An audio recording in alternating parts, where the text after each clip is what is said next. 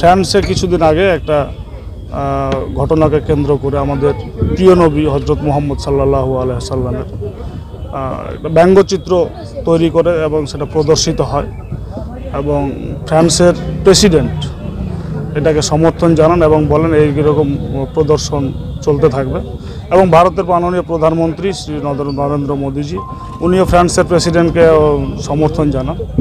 এখন বিষয় হচ্ছে যে আমাদের একমাত্র নবী, শ্রেষ্ঠ নবী, পৃথিবীতে অনেক নবী এসছে, শেষ নবী এবং শ্রেষ্ঠ নবী হজরত মুহাম্মদ সাল্লাল্লাহু আলাইহি সাল্লাম, এর কোনো প্রতিকৃতি, এর একটা ছায়াও পৃথিবীতে আপনি পাবেন না, এর কোনো ছবি নেই। আমরা যারা মানুষ হয়ে জন্মেছে আমাদের অনেক ছবি অনেক কাজে তুলতে হয়, কিন্তু নবী সাহেবের ছবি, নবী সাহেব দেখতে কেমন ছিলেন, নবী সাহেব নিরাকার, উনি কোথায় পেলেন নবী সাহেবের ছবি যে চিত্রের মাধ্যমে প্রস্ফুটিত করছেন? এর প্রতিবাদে সারা বিশ্বের না এইটারও আমরা এটাকে প্রতিবাদ জানাচ্ছি যে মানুষটা 63 বছর বেঁচেছেন পৃথিবীতে, একটা মিথ্যা কথা বলেনি, একটা অন্যায় করেনি, যার ছবি এই পৃথিবীতে নেই, তাকে নিয়ে এত ব্যঙ্গ বিদ্রুপ।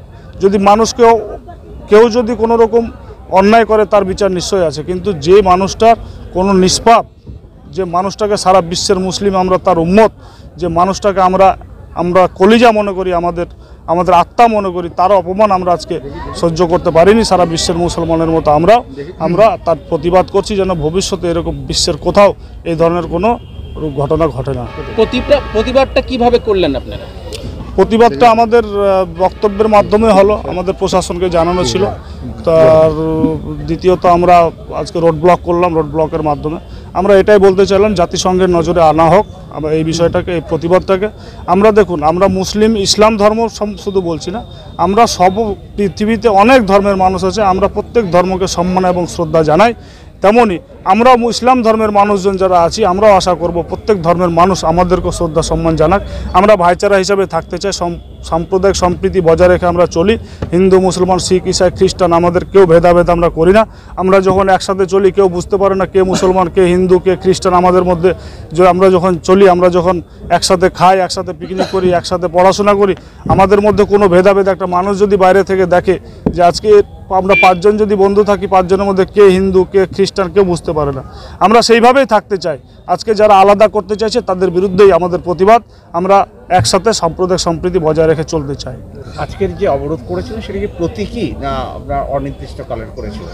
না, প্রতীকী অবরোধ হয়েছে। এবার ভবিষ্যতে যদি এরকম ঘটনা ঘটে আমরা নিশ্চয় একটা বড় ধরনের পদক্ষেপ গ্রহণ করব এটা। এবং আমি আশা করব আজকে আমাদের মঞ্চে অমুসলিম প্রতিনিধি আমাদের ছিলেন 2 জন, রূপক সাহেব ছিলেন আর রাম হাসদা সাহেব ছিলেন।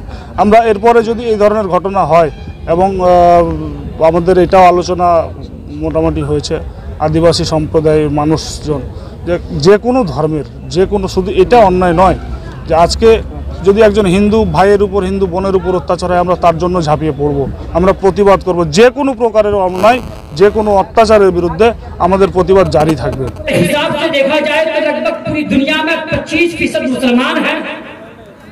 उस 25% मुसलमान के में से हर एक कोई जो अपने आप को मुसलमान कहलाता है, उनके जिस्म का सबसे अच्छा हिस्सा कलीजा, उस कलीजे से भी सबसे ज्यादा प्यारा कोई शख्स है तो वो मोहम्मद रसूलुल्लाह सल्लल्लाहु अलैहि वसल्लम है। और उन तमाम 25% के दिल में अगर खुद उनके दिल से ज्यादा हुजूर अकरम सल्लल्लाहु अलैहि वसल्लम के मोहब्बत न हो तो वो मोमिन नहीं कहलाएगा।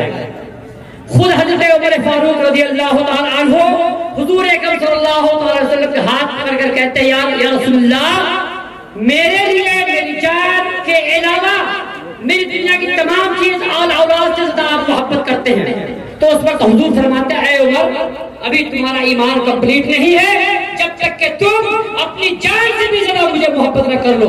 तो हम सब लोग यहाँ पर आए हैं तो यकीन मानिए कि हम और आप सबको हुजूर अकरम सल्लल्लाहु अलैहि वसल्लम के लिए उनके दिल में सबसे ज्यादा मोहब्बत होनी चाहिए, तभी आप अपने आप को मुसलमान कहलाने के हक रखते हैं। आपको हमको चाहिए कि हम लोग ज्यादा से ज्यादा रसूल अकरम सल्लल्लाहु अलैहि वसल्लम के लिए मोहब्बत करें।